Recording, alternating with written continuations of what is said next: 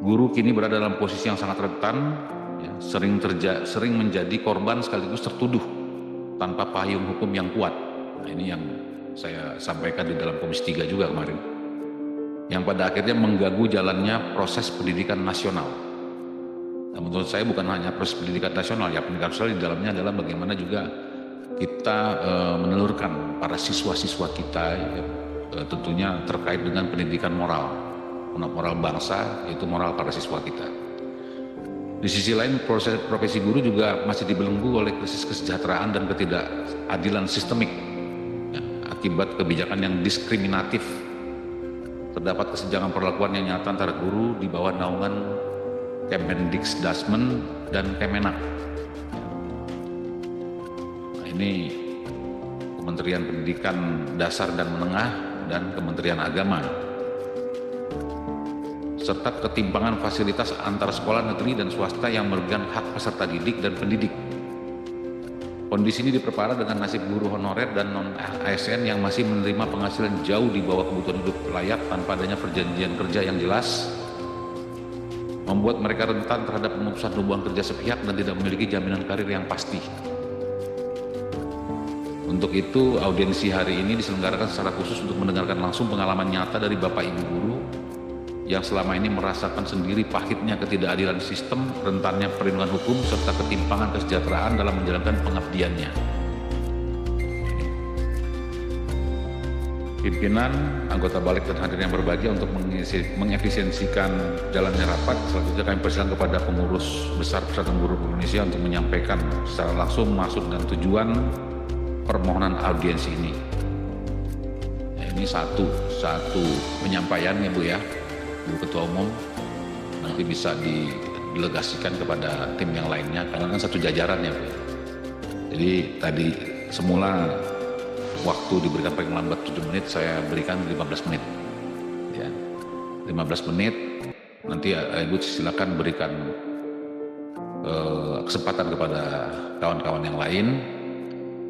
Nah, nanti kita akan adakan dialog Bu ya.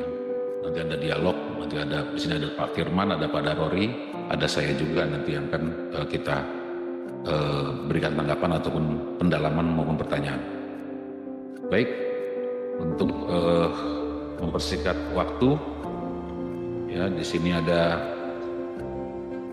Profesor Dr. Unifa Rosidi, ada Dr. Andes Kadarmanta Baskara, ada Bapak Abdul Waseh, ada Dudung Abdul Qadir, ada Dr. Sumardiansah Perdana Kusuma, ada Didi Hartaya, ada Wijaya MPD, ada Catur Nur Rahman Oktavian, ada Mustafa Kamal, ada Maharani Siti Sofia, ada Dr. Adi Dasmin, ada Haji Ahmad Juhana, ada Dr. Haji Jamaluddin, ada Profesor Dr. Hasnawi Haris, ada Dr. Samuel Haning, ada Dr. Haryadi, ada Dr.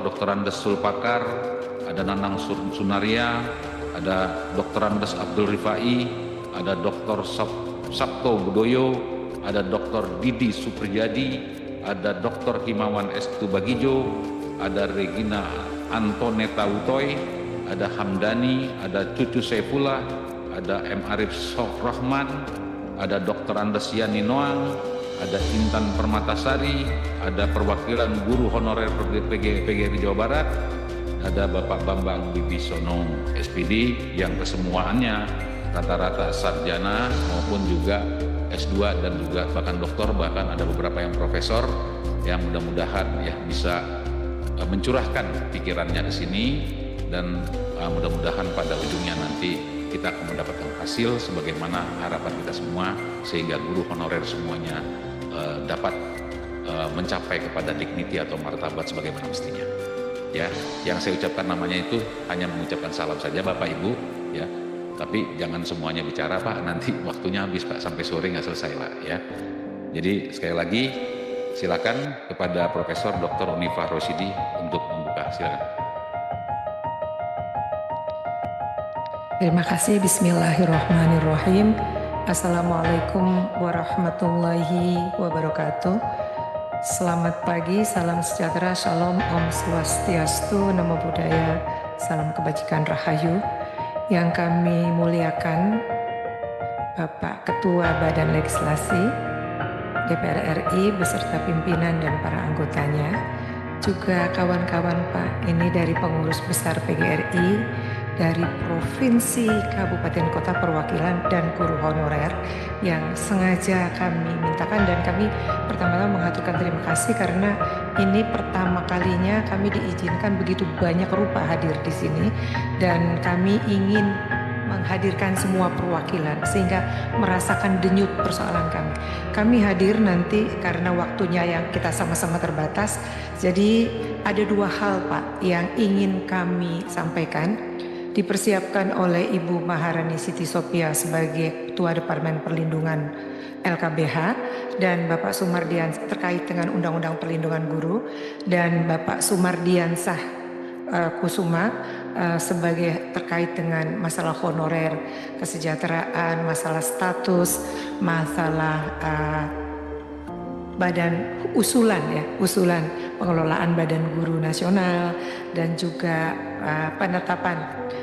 Sebenarnya lama sekali kami mengusulkan tentang pendapatan minimum guru, itu sudah sangat lama kami usulkan, dan beberapa lainnya. Dan untuk mempersingkat waktu dan kami menyampaikan terima kasih dan apresiasi, kami mengundang Ibu Maharani Siti Sopia untuk menyampaikan tentang Undang-Undang Perlindungan Guru. Nanti lanjut dengan Pak Sumardiansah. Demikian Bapak Ketua, terima kasih banyak atas kesempatannya, luar biasa. Seluruh guru di Indonesia memperhatikan, mengikuti dengan cermat. Terima kasih, apresiasi yang sangat mendalam. Kami persilakan Ibu Maharani. Mohon izin Ibu Ketum, mohon izin Pak Ketua yang kami hormati. Mohon izin kami menyampaikan beberapa hal yang ingin sudah kami rumuskan untuk menjadi pertimbangan agar Undang-Undang Perlindungan Guru bisa menjadi dasar terutama Badan Legislasi menginisiasi lahirnya Undang-Undang Perlindungan Guru tersebut. Paparannya ini sudah baik. Baik Bapak dan Ibu, perlu kami sampaikan ada beberapa hal yang sangat singkat akan kami sampaikan. Pertama terkait dengan urgensi filosofis, sosiologis, dan yuridis RUU Perlindungan Guru. Kami juga perlu sampaikan, kami di PGRI juga sudah mencoba menyusun draft awal RUU Perlindungan Guru, dan beberapa diskusi sudah kita lakukan. Beberapa hal juga cukup mengemuka, isu-isu yang akan coba kita masukkan dalam RUU Perlindungan Guru yang kiranya mungkin menjadi dasar Bapak dan Ibu anggota Badan Legislasi sekalian untuk mempertimbangkan, dijadikan bahan untuk penyusunan RUU Perlindungan Guru tersebut.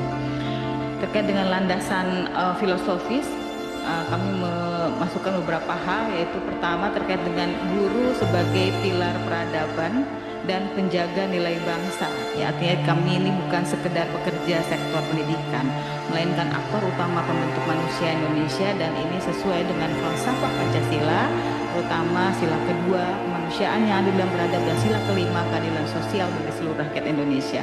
Kemudian perlunya pengaturan terkait dengan perlindungan guru ini kami perlu sampaikan, karena guru harus ditempatkan sebagai subjek bermartabat yang dilindungi dari kekerasan, kriminalisasi, dan ketidakadilan struktural.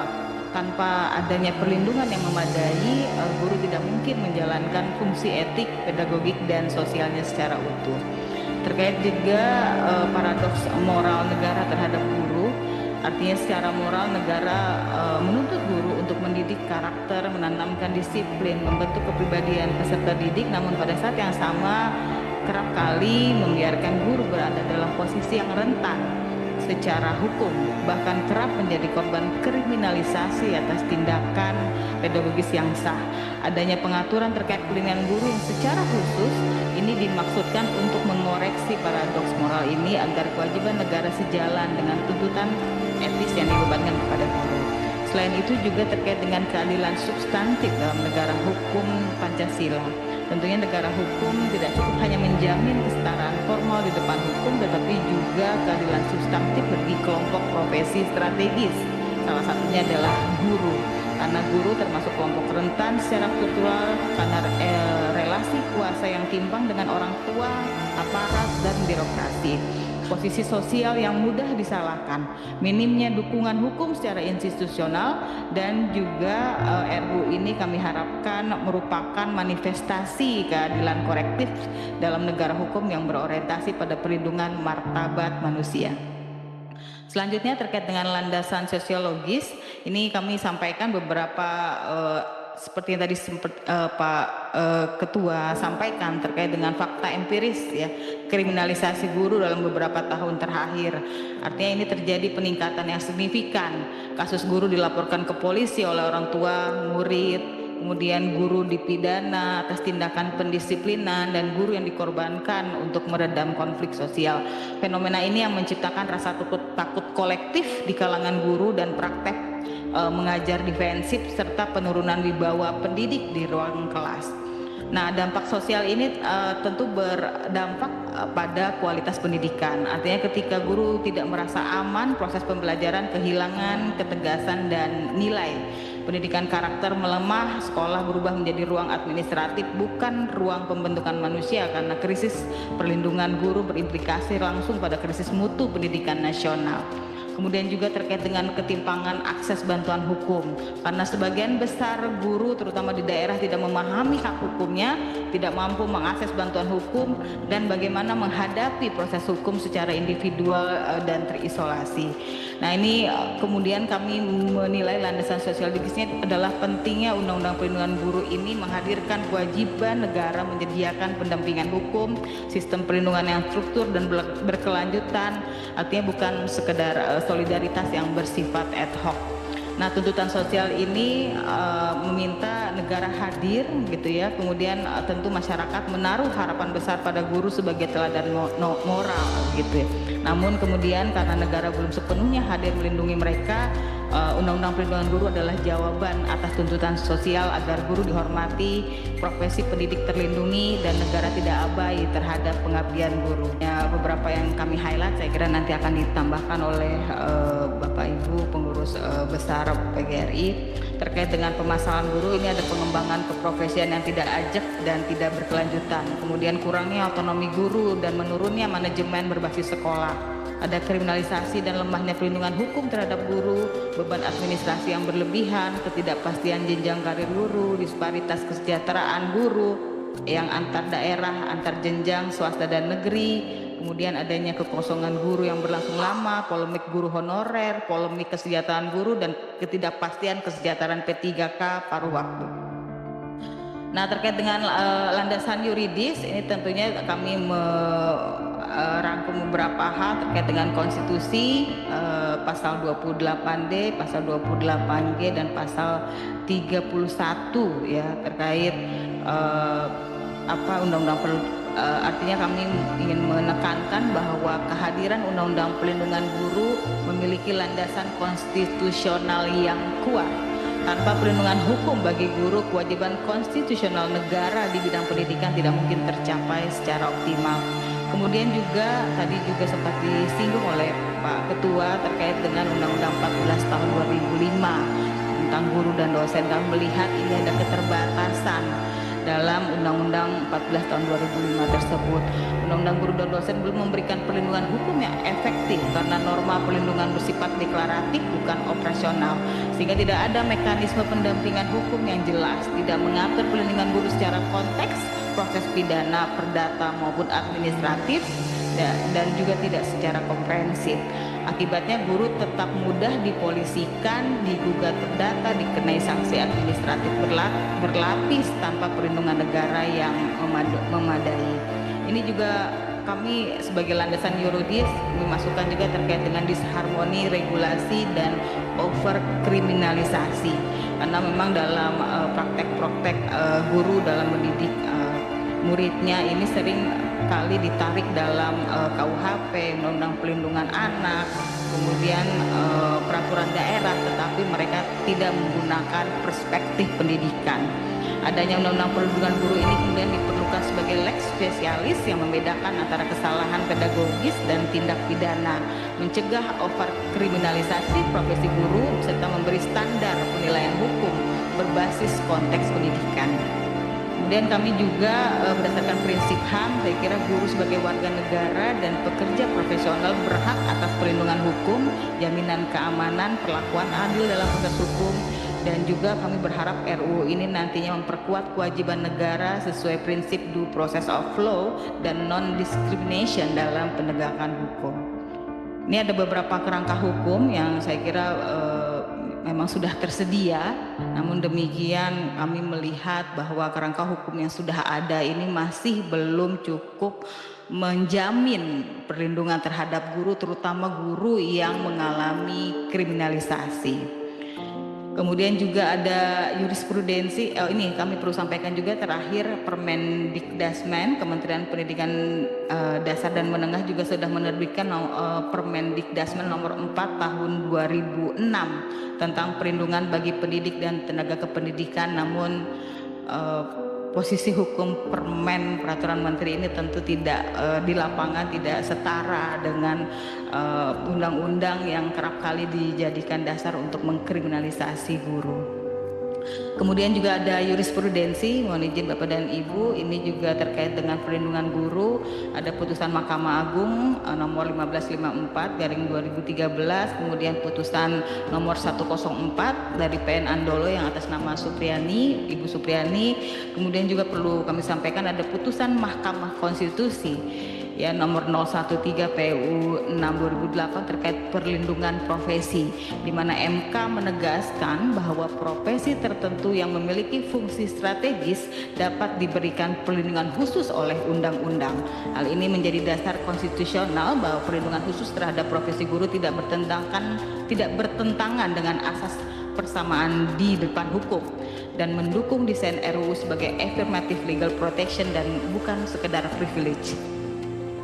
Kemudian juga ini ada sistematika, ini hasil pergulatan diskusi kami tim RUU Pelindungan Guru di Pengurus Besar PGRI, di mana dalam sistematika kami sudah coba merancang beberapa gambaran kira-kira kerangka dalam RUU Pelindungan Guru. Tentu ini hanya baru sekedar diskusi awal di PGRI yang tentunya kami berharap ini disambut baik dari Badan Legislasi untuk kemudian ditindaklanjuti sebagai rancangan undang-undang.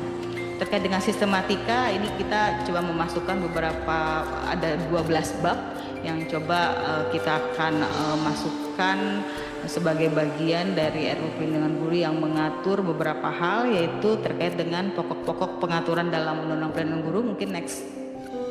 Ini coba kita masukkan beberapa hal yang dalam RUU Pelindungan Guru terkait dengan sistematika tadi, hal-hal yang penting yang akan coba kita masukkan terkait dengan konsolidasi peraturan terkait harmonisasi terkait perlindungan guru dan ketentuan mengenai guru.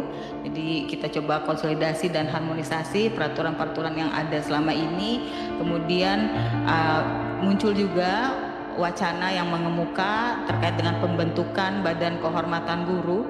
Artinya ini badan yang dibutuhkan untuk menegakkan kode etik, dan juga guru sebagai profesi itu tidak mudah langsung dituntut secara pidana, perdata maupun administrasi gitu. Kemudian juga ada pembentukan Badan Guru Nasional yang bertugas secara khusus untuk mengelola karir, batas pensiun, penempatan dan rekrutmen guru, karena kita berharap pengelolaan guru dilakukan secara independen. Kemudian juga peningkatan kesejahteraan guru, pembinaan dan peningkatan kualitas guru, bentuk-bentuk perlindungan guru, imunitas terbatas bagi guru, serta ketentuan pidana bagi pihak-pihak yang tidak menjamin perlindungan terhadap guru. Nah, selanjutnya harapan PGRI untuk kepada DPR RI, tentu kita berharap Undang-Undang Perlindungan Guru ini dapat masuk dalam Prolegnas 2026 atau setidak-tidaknya dalam long list periode ini, yaitu 2024 sampai 2029. Hal ini tentu karena adanya keterdesakan dan pentingnya kehadiran Undang-Undang Perlindungan Guru ini dalam menjamin keselamatan bagi guru-guru, juga keamanan bagi guru-guru dalam melaksanakan tugasnya. Kemudian juga adanya pengaturan khusus untuk mencegah kriminalisasi guru. Saya kira ini juga bisa dijadikan bahan pertimbangan. Pengaturan khusus untuk mencegah kriminalisasi guru, mengatasi kekerasan dan intimidasi secara fisik maupun verbal, menjamin kesejahteraan dan hak guru, meningkatkan kualitas pendidikan, mencegah intervensi berlebihan dan dalam pendidikan, dan guru dapat menjalankan tugasnya tanpa rasa ketakutan, ancaman kriminalisasi ataupun kekerasan. PGRI juga meminta DPR RI bisa memastikan adanya kebijakan transisi nasional atas larangan pengangkatan guru honorer agar tidak berdampak pada hak belajar dan peserta didik. Kemudian ada meminta kejelasan terkait dengan kebijakan pemerintah pusat apabila pengangkatan guru honorer dilarang, maka apa skema resmi pemenuhan guru dan pembiayaannya di daerah khususnya P3K. Selanjutnya juga terkait dengan sinkronisasi pengelolaan guru nasional, manajemen satu pintu untuk mengefektifkan tata kelola guru secara nasional dalam suatu badan khusus di bawah presiden. Kemudian PGRI mendorong adanya skema khusus pembiayaan guru bagi daerah. Dan juga yang terakhir, saya kira PGRI menegaskan pentingnya mendengar aspirasi guru dari daerah sebagai basis penyusunan kebijakan nasional. Saya kira di sini juga hadir perwakilan dari beberapa daerah provinsi di Indonesia. Dan sebagai penutup, kami perlu sampaikan pada pimpinan dan anggota balik yang kami muliakan, berbagai putusan pengadilan menunjukkan bahwa norma khusus perlindungan guru sangat bergantung pada keberanian dan perspektif hakim selama ini, bukan pada sistem hukum yang pasti. Untuk itu RUU Perlindungan Guru diperlukan guna memastikan keadilan tidak bersifat kebetulan, melainkan terjamin oleh undang-undang. Kemudian adanya undang-undang tentang perlindungan guru tentu bukanlah upaya mengistimewakan guru di atas hukum, melainkan memastikan bahwa hukum bekerja secara adil, proporsional dan berkeadaban terhadap profesi yang memikul tanggung jawab peradaban bangsa. Saya kira sebagai bagian dari landasan sosiologis, kami akan lanjutkan dari rekan kami. Silakan. Izin Pak Ketua akan dilanjutkan oleh rekan kami. Saya sudah kirimkan bahan tayang, mohon untuk bisa ditampilkan. Kali ini PGRI akan bicara mengenai guru honor, Badan Guru Nasional, dan juga rancangan Undang-Undang Sistem Pendidikan Nasional. Hari ini kita melihat profesi guru mendapatkan sebuah sinyal, sebuah alarm tanda bahaya. Pendidikan Indonesia tertinggal 128 tahun dari negara maju berdasarkan hasil penelitian Harvard University Land Research. Tentu ini bukan untuk mendegradasi optimisme bangsa, tapi sebuah refleksi bahwasanya pendidikan kita tidak sedang baik-baik saja. Seringkali kementerian menyampaikan data pencapaian-pencapaian, namun ketika kita komparasi dengan komentar-komentar Bapak Ibu guru yang ada di media sosial, itu hasilnya justru berbanding terbalik. Minat generasi muda untuk menjadi guru sangat rendah, hanya 11% berdasarkan hasil penelitian PGRI, dan 11% ini notabene-nya lebih kepada tidak punya pilihan lain dan keterpaksaan. Jumlah pendaftar di program studi kependidikan berdasarkan data BPS turun dari 15% menjadi 9%. Kemudian berdasarkan hasil penelitian IDEAS, 74% guru honorer dan kontrak penghasilannya di bawah 2 juta. Bahkan masih ada 20,5% atau sekitar 700.000 guru honor yang penghasilannya 500.000, dan ada lagi yang di bawah itu. Rekrutmen guru belum berorientasi terhadap kualitas. Masih terdapat ketidakselarasan antara komitmen di antara pemangku kepentingan serta tumpang tindih kewenangan. Ini merupakan sebuah sinyal terkait profesi guru. Lalu apa sebenarnya terkait dengan guru honor dan P3K waktu? Persoalan guru honor bisa kita lacak dari adanya ketidakseimbangan antara kebutuhan dan permintaan. Supply and demand lulusan LPTK, hari ini LPTK ada sekitar 400, negeri maupun swasta, dengan jumlah lulusan sekitar 1,2 juta, itu menimbulkan pengangguran karena tidak semua tertampung di dunia kerja. Zero growth guru disertai moratorium yang dimulai tahun 2015, dibuka lagi 2020, kemudian muncul P3K, itu juga memunculkan gap kebutuhan guru. Kemudian ketika guru pensiun, promosi, mutasi, bahkan ada yang meninggal, pemerintah tidak cepat memenuhi kebutuhan guru. Akibatnya sekolah harus tambal sulam. Di situ muncul guru honorer. Data Kementerian proyeksi pensiun guru 2022 sampai 2026 diperkirakan 316.000. Dengan gelombang pensiun di tahun 2026-2030 sekitar 821.000. Rata-rata guru pensiun 60.000 per tahun. Antara kebutuhan dengan antrian dengan yang diharapkan itu tidak sebanding. Tahun 2020 pemerintah mencanangkan Indonesia darurat kekurangan guru dengan estimasi 1,2 juta guru. Kemudian pemerintah melalui persetujuan DPR sepakat membuka rekrutmen 1 juta guru melalui skema P3K. Hari ini faktanya baru terisi 840.000 dan masih menyisakan 237.000 guru honorer yang ada di dalam database. Dan ini belum termasuk 700.000 guru honor yang tidak masuk di dalam database, baik Kementerian Pendidikan Dasar Menengah, Kementerian Agama maupun dari yayasan pendidikan swasta. Pemerintah selalu mengatakan jumlah guru cukup, persoalannya dapat pada redistribusi. Namun kalau kita melihat peta jalan pendidikan 2025-2045 yang disusun bersama antara Bappenas, Kementerian Agama dan juga Kementerian Pendidikan Dasar dan Menengah, kita menemukan sebuah paradoks. Di sana dikatakan angka kecukupan guru di SD, SMP, SMA dan SMK masih rendah, antara 0,6 hingga 0,7. Distribusi guru belum merata, terutama di SMP hingga SMK, dengan indeks pemerataan guru di SD 0,39, SMP 0,44, SMA 0,40, dan SMK 0,45. Redistribusi bukan persoalan yang mudah, sebab profesi guru terikat dengan sosiokultural. Dia tidak bekerja secara mekanik, dia berhadapan dengan manusia dengan waktu yang cukup intensif perharinya. Kemudian Undang-Undang Nomor 20 Tahun 2023 tentang ASN pasal 6 memuat mengenai peraturan pemerintah terkait manajemen P3K, yang hari ini peraturan tersebut belum ada, sehingga kawan-kawan P3K terkatung-katung nasibnya, manajemennya.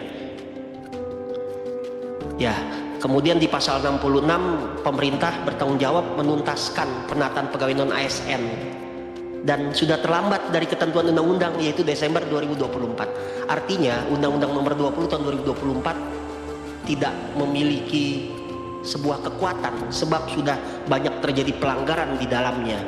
Karena itu kami dari PGRI memberikan beberapa catatan. Yang pertama, melakukan revisi Permendikdasmen Nomor 8 Tahun 2025 tentang juknis pengelolaan dana bantuan operasional sekolah pendidikan pasal 43 ayat 4 dengan memberikan relaksasi penggunaan dana BOSP untuk honorer di sekolah negeri sehingga bisa sampai 40-50% dari keseluruhan jumlah yang diterima. Hari ini ketentuannya maksimal 20%. Acuannya tadi ya, Undang-Undang 20 gagal dijalankan, maka sepertinya perlu ada relaksasi untuk menutup kebutuhan guru. Kemudian berikan diskresi atas pasal 65 ayat 1, 2, dan 3 Undang-Undang ASN mengenai larangan pejabat pembina kepegawaian atau pegawai lain atau pejabat lain untuk bisa mengangkat pegawai non ASN. Sehingga dengan adanya diskresi ini pemerintah daerah bisa mengangkat pegawai non ASN untuk memenuhi kebutuhan yang bersifat mendesak. Kepmen Pan RB nomor 16 tahun 2025 tentang P3K paruh waktu perlu ditinjau ulang, terutama pada klausul 19, yaitu P3K paruh waktu diberikan upah paling sedikit sesuai dengan besaran yang diterima saat menjadi pegawai non ASN atau sesuai upah minimum yang berlaku di suatu wilayah. Sebaiknya penghasilan P3K paruh waktu dikunci dengan standar gaji minimal yang diatur melalui Perpres. Sebagai contoh, Perpres nomor 11 tahun 2024 yang mengatur tentang gaji P3K penuh waktu golongan 9 3.203.600. Lalu peraturan pemerintah nomor 5 tahun 2024 yang mengatur gaji pegawai negeri sipil golongan 3A 2.785.700. Bahkan gaji pokok PNS dan P3K penuh waktu pun masih di bawah UMP ataupun UMK. Kami memiliki fakta masih ada menurut pemerintah Kemendikdasmen 237.000 guru honor. Tapi PGRI menguatkan apa yang diteliti oleh IDEAS, jumlahnya lebih dari itu. Bahkan sampai 700.000 para guru honor yang belum masuk skema P3K paruh waktu dan tidak masuk di dalam Dapodik. serta database BKN. Masih ditemukan gaji guru P3K paruh waktu yang jauh dari kata layak. Misalkan yang terakhir viral di Dompu, gajinya 139.000 dan itu diamini oleh bupati karena memang begitulah kemampuan PAD daerah. Bayangkan UMK Dompu itu 2.200.000 sampai 2.400.000, gaji guru 139.000. Di beberapa wilayah gajinya juga sama, di bawah UMK, di bawah UMP, bahkan lebih rendah daripada gaji sebelumnya. Di Purworejo gaji guru honorer ketika menjadi honor itu 1.252.000. Diangkat dia jadi P3K paruh waktu, menurun gajinya menjadi 1.072.441. Padahal UMK di Purworejo 2.401.961. Ini persoalan kesejahteraan. Bahkan status ASN pun tidak ada jaminan untuk sejahtera. Bahkan beberapa daerah sudah memutus kontrak merumahkan pegawai honorernya. NTB, Kabupaten Lombok Barat, Lombok Timur, Dompu, Kudus, Kepri, Kuantan Singingi, Lampung, Jepara, Grobogan, Semarang.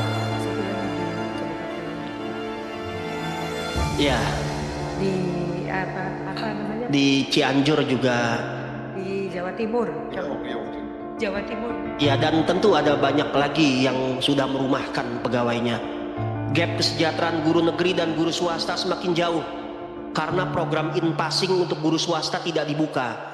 Bahkan bagi guru-guru di sekolah SPK, Satuan Pendidikan Kerjasama, tunjangan profesinya sudah dicabut sejak tahun 2019. Itu persoalan honor, Bapak. Sekarang kami mau bicara labirin dan Badan Guru Nasional. Ini labirin membingungkan, menyesatkan, kadang kita bingung masuk dari mana, keluar di mana. Tuban kalau dalam bahasa daerah ya, Bu. Ya. Tata kelola guru melewati lorong yang panjang, berliku, rumit, simpang siur, dan saling lempar tanggung jawab. Faktanya pengaturan guru dibagi-bagi antara kewenangan pemerintah daerah, Kemendikdasmen, Kementerian Agama, kemudian ASN, Kemenpan RB, Kemenq, Kemendagri, Kemendikti Saintek memiliki sekolah Garuda, dan Kemensos memiliki sekolah rakyat. Dan juga ada yayasan sebagai pemilik dari guru-guru swasta. Bahkan secara politis kita memahami penyusunan legislasi bidang pendidikan pun sebaiknya dilakukan secara koheren. Bukan hanya bertumbuh kepada Komisi 10 DPR, melainkan ada kaitan dengan Komisi 2 DPR yang menangani bidang dalam negeri dan pemberdayaan aparatur, Komisi 7 bidang agama, sosial, perlindungan anak, Komisi 11 bidang keuangan, dan tentu komisi yang lain. Itu labirin. Ya.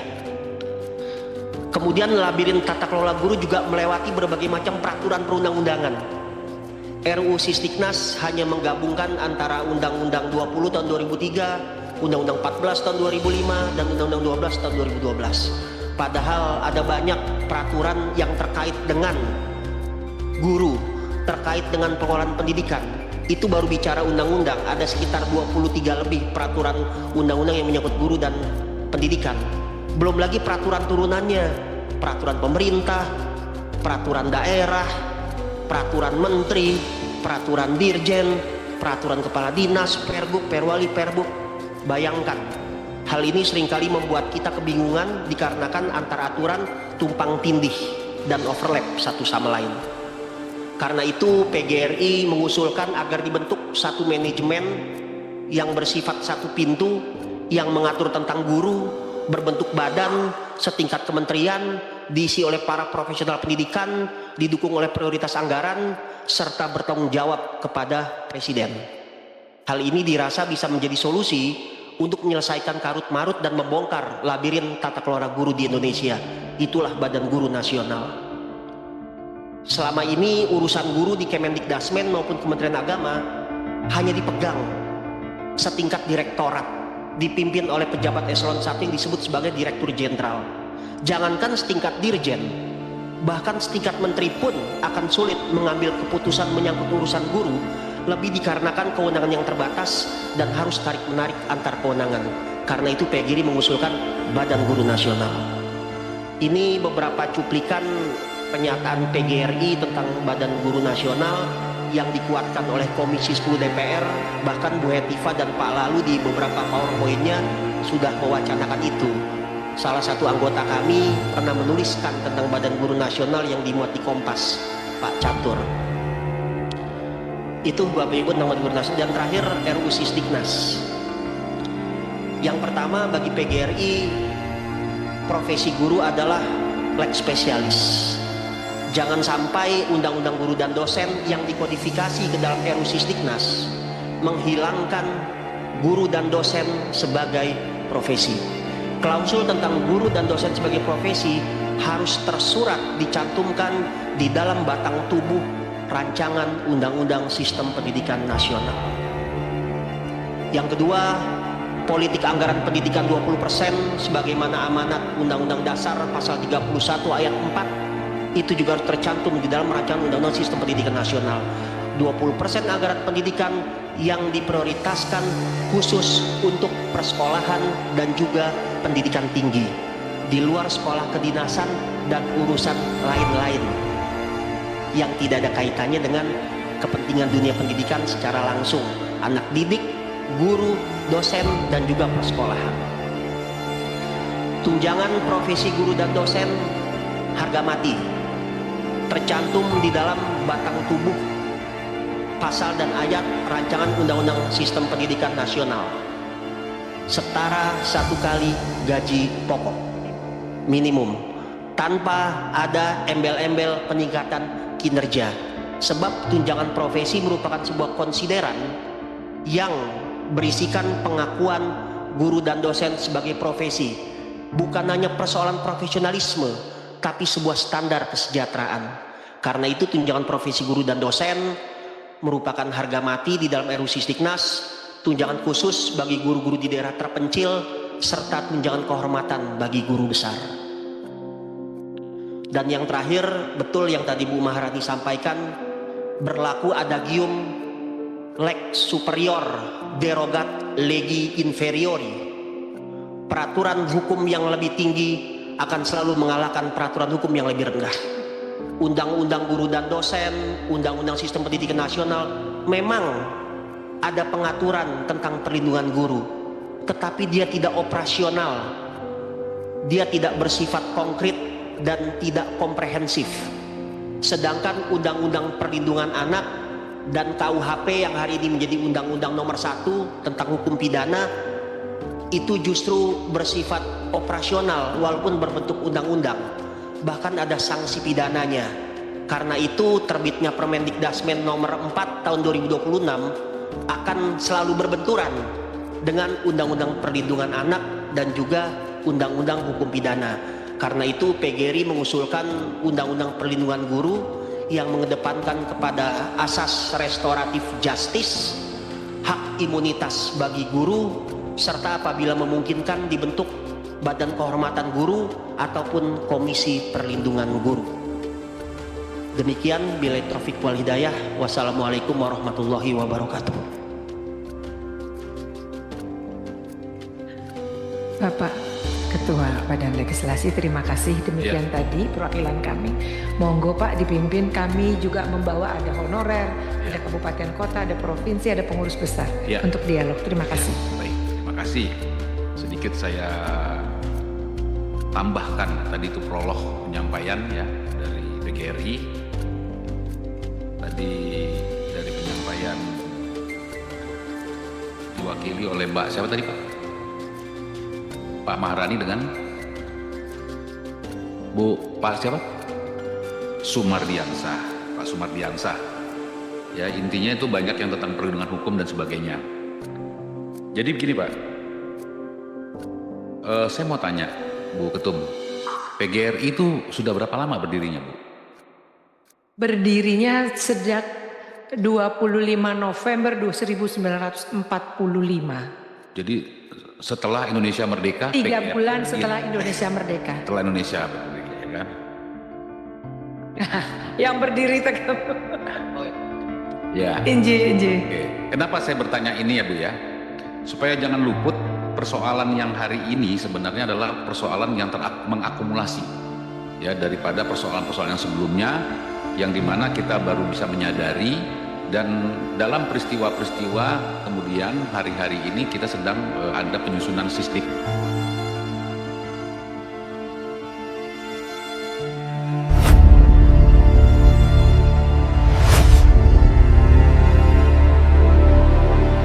Saya malah justru jadikan apa yang metodologi dia mengajar itu, kebetulan saya sekarang juga salah satu dosen di perguruan swasta gitu loh. Jadi pola-pola ini saya bisa dapatkan bukan karena tempelengan, tetapi di sini kita bisa ambil hikmahnya adalah sebuah apa sih yang menjadi ajarannya atau didikannya.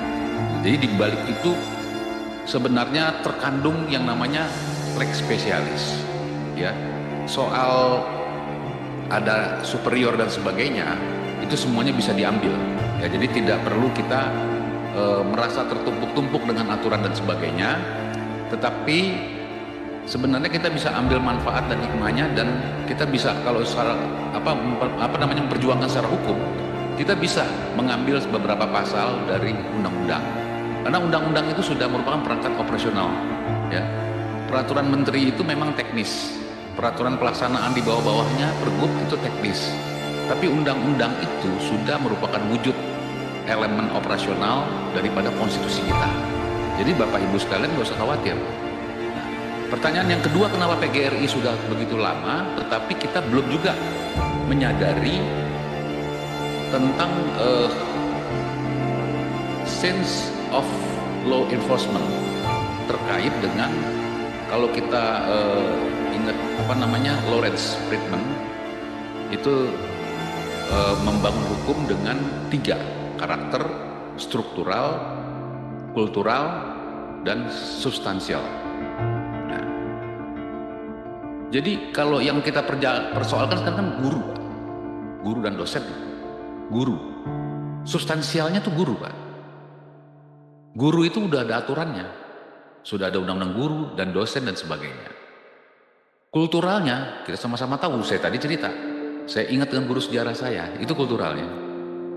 Yang saya ambil adalah apa? Landasan daripada filosofisnya, bahwa kenapa saya bisa mengingat, dan sehingga ketika saya hari ini menerapkan, saya mengambil pola-pola beliau, padahal beliau tempeleng saya, gitu loh.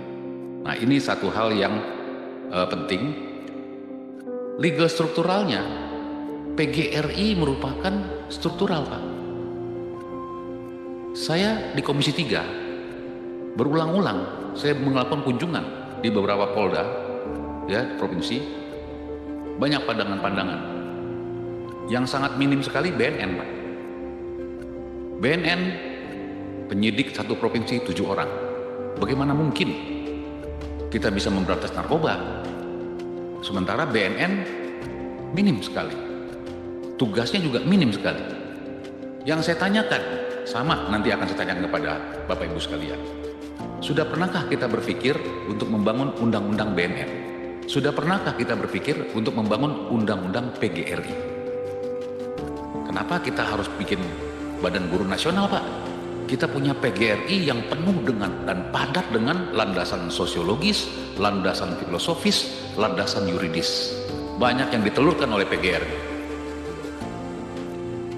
Mulailah Bapak Ibu sekalian kita bangun, ya, bagaimana bangunan hukum yang tidak dekonstruktif, yang betul-betul konstruktif, yang berangkat daripada bahwa tujuannya adalah bagaimana martabat, profesionalitas, kejujuran, ketulusan daripada guru dibangun dengan legal structure yang tepat, ya, bahwa selama ini di bawah naungan Mendikdasmen, di bawah naungan Kemenak, di bawah naungan dan sebagainya. Kenapa kita tidak pernah berpikir bahwa guru harus memiliki satu martabat, memiliki dignity, memiliki lembaga, dan tentu lembaga itu adalah undang-undang sendiri gitu. Jadi tidak kita berbicara hanya PGRI sebagai organisasi yang kultur, organisasi yang menaikkan martabat guru, tetapi PGRI memperjuangkan segala hal, baik itu kesejahteraan, baik dan sebagainya. Dan itu perjuangan yang paling hakikat, yang paling hakiki adalah perjuangan bagaimana menjadi sebuah aturan atau perundang-undangan. Itulah perjuangan yang paling hakiki, Pak. Nah, di ruangan ini, Pak, di sini tidak perlu bertumpuk-tumpuk, Pak, seperti Bapak katakan tadi. Komisi 8, Komisi 10, Di balik ini lintas komisi, di balik ini lintas kementerian, di balik ini adalah bagaimana memproses perundang-undangan sebagaimana proses legislasi, karena badan legislasi. Jadi kita berpikir bagaimana pasal-pasal, norma-norma, materi muatan. Apa itu norma? Bukan norma UNITA, Pak, tapi norma itu adalah bagaimana positivisme cara berpikir kita agar menjadi atau berdiri menjadi tegakkan sehingga positif, ya, menjadi kehidupan, menjadi etika yang betul-betul sesuai dengan moral bangsa. Seperti itu, Bapak Ibu. Jadi mulai sekarang boleh kita pikirkan itu, ya. Nanti saya akan majukan menjadi prolegnas prioritas undang-undang PGRI. Yang kedua, Bapak Ibu, sebagai penambah prolog, sekarang ini di Komisi 10 sedang ada penyusunan Undang-Undang Sisdiknas. Dari Komisi 10 sudah memberikan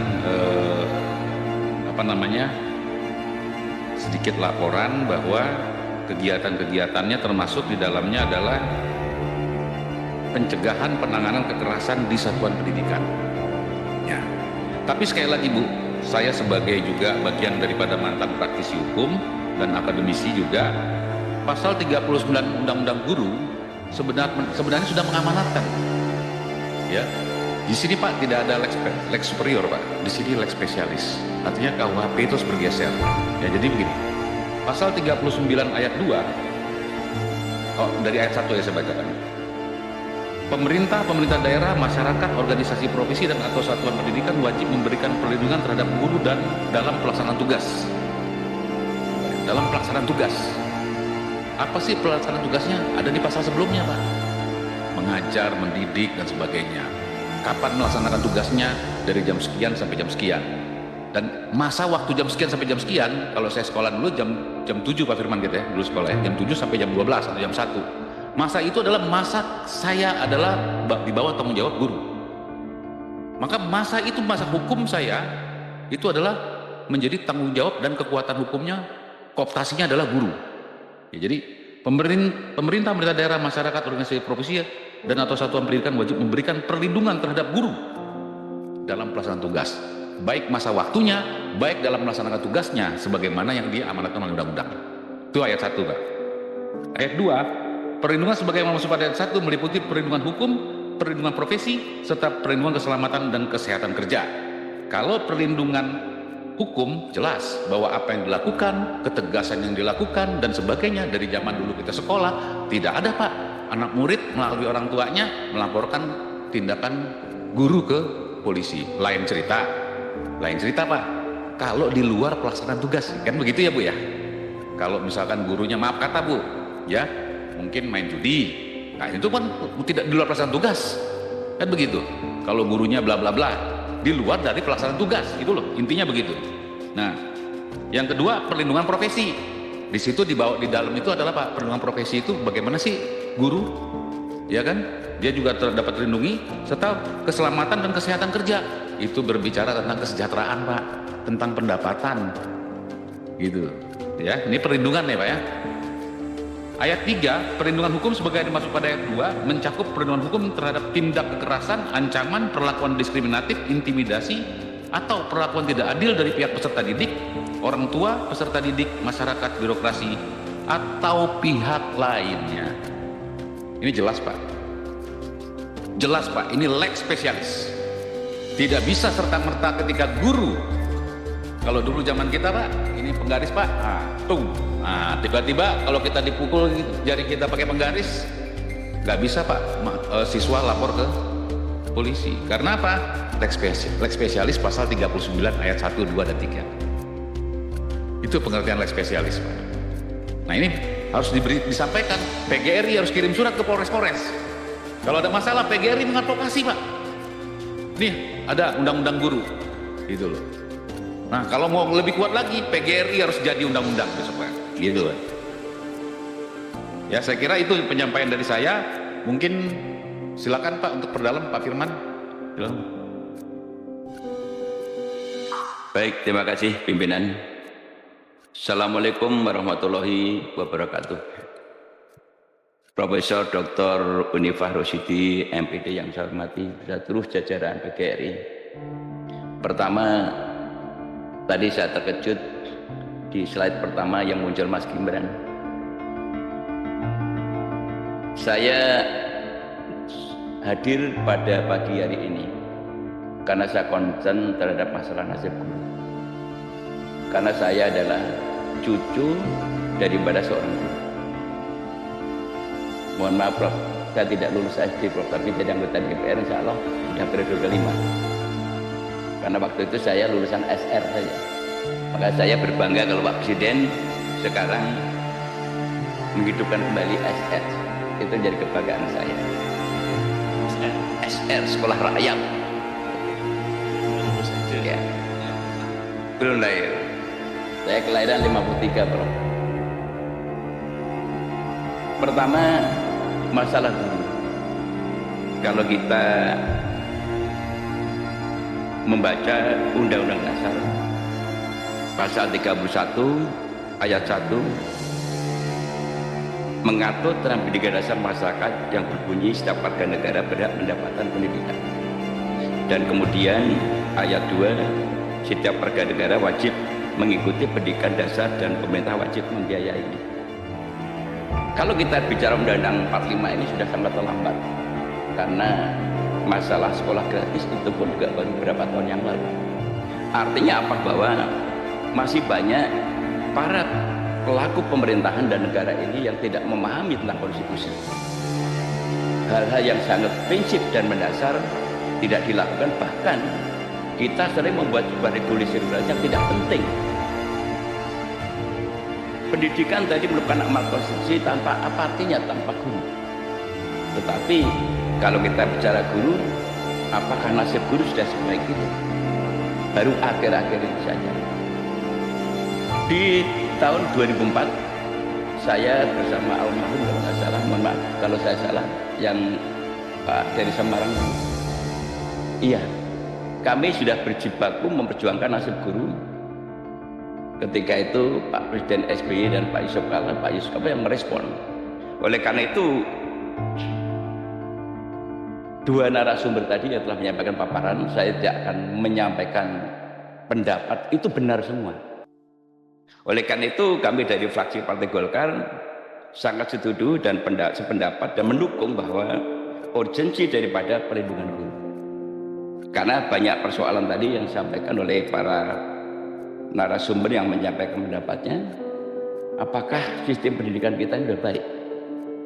Ini juga menjadi perhatian. Saya yakin bahwa Bapak Presiden Prabowo ini adalah sangat concern terhadap masalah dunia pendidikan dan nasib rakyat tentang masalah pendidikan.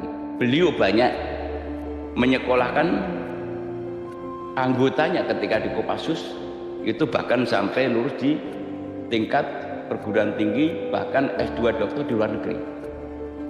Nah, saya yakin bahwa melalui pimpinan yang kebetulan juga dari fraksi Gerindra, mungkin nanti juga bisa menyampaikan kepada Bapak Presiden agar ke depan ada satu pembenahan sistem pendidikan nasional termasuk daripada nasib guru ini.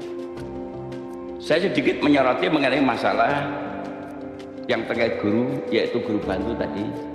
Saya ini masih banyak Prof, punya saudara-saudara yang jadi guru bantu. Saya kadang-kadang menangis dan kemudian juga meratap gitu ya. Keponakan saya karena keturunan seorang nenek moyangnya guru, dia hanya ingin mengabdi.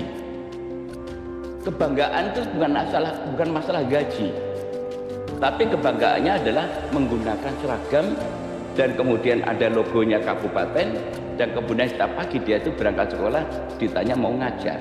Itu kebanggaan. Inilah yang harusnya negara hadir untuk memberikan apresiasi kepada tokoh-tokoh guru itu. Dan kedua, kita ini sudah terbudaya ganti rejim, ganti sistem pendidikan. Oleh karena itu saya sepakat bahwa dibentuknya Badan Guru Nasional ini menjadi penting. Karena Badan Guru Nasional ini akan menentukan nasib pendidikan anak bangsa ini ke depan. Mau dibawa kemana? Saya mohon maaf pernah bukan berantem, berdebat dengan Bu Sri Mulyani. Ketika itu kami mengusulkan untuk memperjuangkan tentang hak-hak guru, yaitu masalah kenaikan gaji. Saya terus terang saya katakan, Bu Sri Mulyani waktu itu, mohon maaf, Ibu adalah sama-sama kami kelahiran Jawa Tengah, dan Ibu anak seorang profesor. Saya yakin Ibu tidak menjadi seperti sekarang ini tanpa adanya guru. Artinya bahwa guru itu adalah sangat fundamental. Saya bisa duduk di DPR 5 periode juga karena guru. Ini yang sering dilupakan. Ini yang sering dilupakan oleh bangsa kita, bahkan pemimpin-pemimpin kita. Dan berikutnya kami juga dengan perubahan sistem pendidikan nasional setiap ganti rejim, ini tidak ada kesinambungan sustainability-nya. Oleh karena itu, inilah pentingnya Badan Guru itu bikin roadmap pendidikan nasional untuk menuju Indonesia Emas tahun 2045 seperti apa. Karena tanpa itu tidak mungkin. Semua diawali dengan pendidikan dasar.